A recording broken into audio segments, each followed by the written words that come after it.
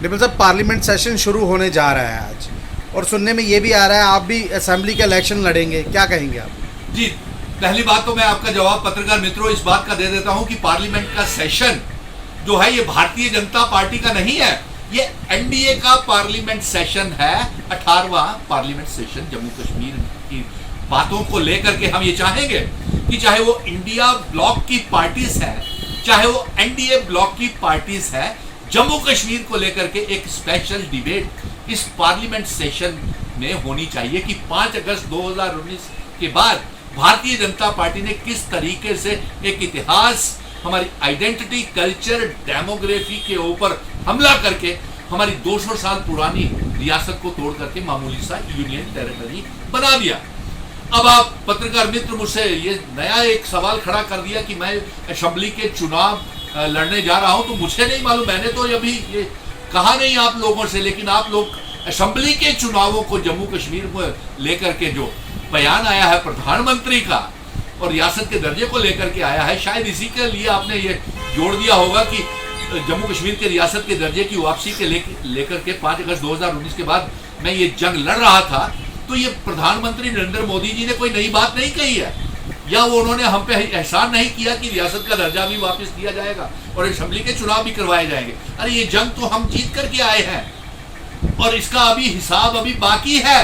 आपकी फाइलें, आपको बहुत शौक था ना भारतीय जनता पार्टी को फाइलें खोलने का, अब जम्मू कश्मीर की आवाम, नौजवान हिसाब मांगेगी, फाइलें खोलेगी। और आप पूछोगे कि पत्रकार मित्र ये जानना चाहेंगे कि कौन सी फाइलें खोली जाएंगी, तो फाइलें ये खोली जाएंगी कि 5 अगस्त 2019 के बाद हमारा जम्मू कश्मीर का पढ़ा लिखा बेरोजगार नौजवान 30 लाख बेरोजगार कैसे हो गया।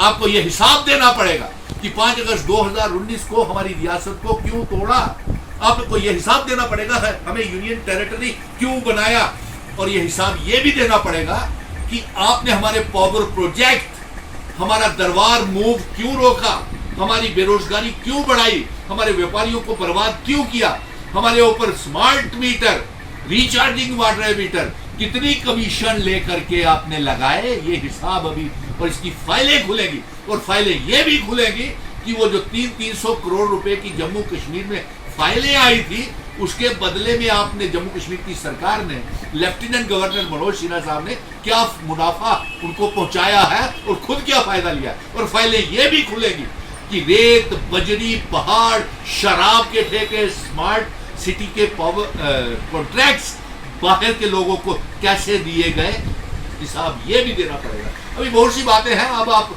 मेरे को असेंबली में भेजने के लिए उत्सुक है, तैयार है, मैंने तो माना नहीं है कि मैं लड़ रहा हूं या नहीं लड़ रहा हूं चुनाव।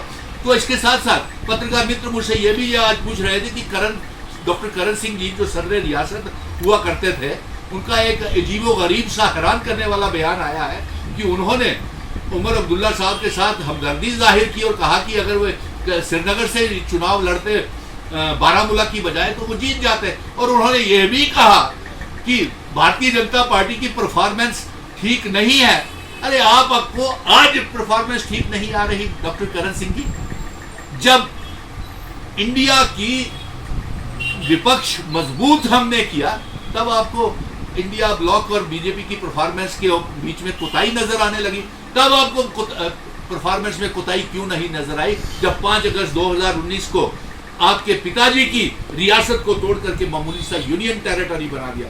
आपके पिताजी का दरबार मूव को रोक करके इन्होंने हमारे इतिहास और हमारे आइडेंटिटी, कल्चर, डेमोग्राफी को बदल दिया। आपको तब भारतीय जनता पार्टी की याद क्यों नहीं आई जब भारतीय जनता पार्टी ने हमारा रियासत का स्टेट सब्जेक्ट छीन लिया? आपके तब क्यों नहीं याद आई जब आपके पिताजी की instrument of accession standstill agreement को तोड़ दिया गया? डॉक्टर करण सिंह जी, आप डोगरे थे, आपको तो डोगरा रियासत की हिफाजत करनी चाहिए। आप बताएं, मैंने स्वयं आपसे कई बार बात की थी 5 अगस्त 2019 के बाद कि हमारा दरबार मूव रोक दिया, हमारी रियासत को तोड़ करके, डोगरा रियासत को तोड़ करके यूनियन टेरिटरी बना दिया, आइए हम मिल करके इसको करें। तो आपने साफ साफ इनकार कर दिया था। आपने तो 370 को एब्रोगेशन का भी स्वागत किया था, डॉक्टर करण सिंह की रियासत के टूटने का भी स्वागत किया था, दरबार मूव को रोकने का भी स्वागत किया था। आपने तो ये कहा था कि अब दरबार ही नहीं रहा तो मूव क्या करना है।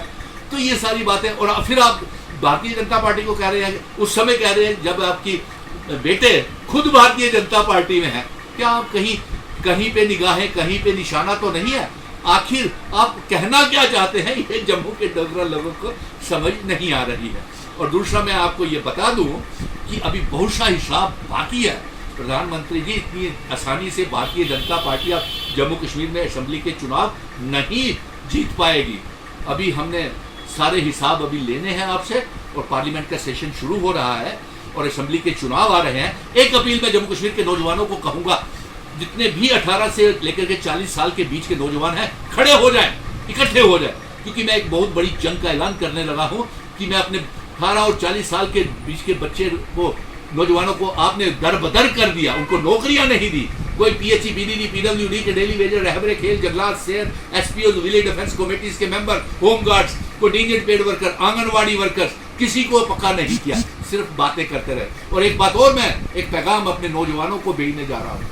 भले ही मैं असेंबली के चुनाव लड़ूं या ना लड़ूं, लेकिन इनकी फाइलें जरूर, हिसाब किताब जरूर लेगा। और सबसे बड़ा हिसाब किताब तो ये लूंगा कि 5 अगस्त 2019 के बाद आपने हमारे नौजवानों को दरबदर किया, और 5 अगस्त 2019 से लेकर के असेंबली जब तक 2024 में जम्मू कश्मीर की बनेगी, हम वो जो बच्चे ओवर एज हो गए हैं उनके लिए कोई ना कोई रिलैक्सेशन पैकेज का रास्ता ढूंढेंगे और उनको राहत देंगे कि जो इस दौरान में ओवर एज हो गए, क्योंकि भारतीय जनता पार्टी ने किसी को मुलाजमत नहीं दी। लेकिन अच्छे दिन, जम्मू कश्मीर की आवाम अब फाइलें खोलेगी भारतीय जनता पार्टी की, जिस तरीके से पार्लियामेंट के चुनावों में फाइलें खोली। और ये पता